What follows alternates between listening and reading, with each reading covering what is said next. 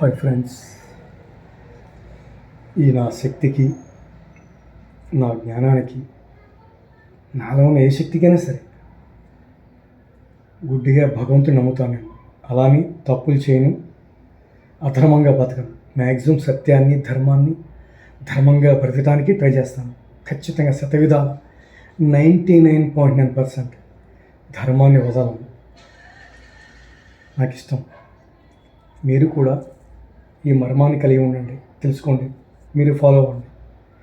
అల్లా కావచ్చు, జీసస్ కావచ్చు, గురునానక్ కావచ్చు, ఎవరైనా, శివుడు కావచ్చు, ఎవరైనా కావచ్చు, శివ ఎవరైనా కావచ్చు, మీ ఇష్టదైవాన్ని గుడ్డిగా నమ్మండి. ఏ దేవుడు కూడా అధర్మంగా బతకమని చెప్పడు, 10 మంది పొట్ల కుట్టి ఆ డబ్బు తినమని చెప్పడు.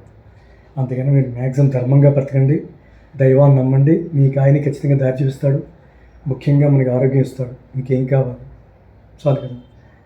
ఇలాగా ధర్మంగా గనక ఉన్నట్లయితే లేట్ అయినా సరే భగవంతుడు ఖచ్చితంగా మన ఏంది ఉంటాడు. కానీ మై ఫ్రెండ్స్, ఆల్సో మీ ఆశీస్సులు, జన్మనిచ్చిన తల్లిదండ్రుల ఆశీస్సులు, గత జన్మ సుకృతమైనటువంటి నా పాపుణ్యాల ఫలము, శ్రీమన్నారాయణ ఆశీస్సులు, శివుడే కేశవుడు. హాయ్ మై ఫ్రెండ్స్, ఓకేనా? ధర్మంగానే ఉండండి. ఇంటికి మించి నేను చాలా సందర్భాల్లో చెప్పాను, స్త్రీ శాపం ఎప్పుడు పనికిరాదు. స్త్రీ కన్నీరు కానీ, స్త్రీ యొక్క శాపం, ఆమె ఆగ్రహానికి ఎప్పుడు బలి కావద్దు. అసలు మంచిది కాదు అది.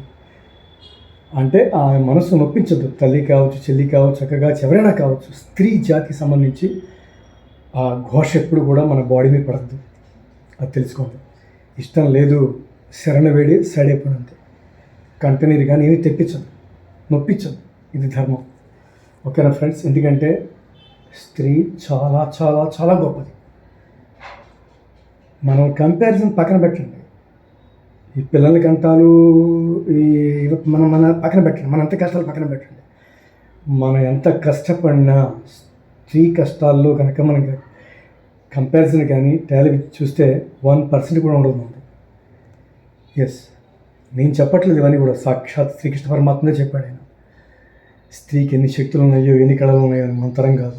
అందుకని స్త్రీకి ఎప్పుడు కూడా మన విధేయులే ఉండాలి. అది మనకి శ్రీరామ రక్ష.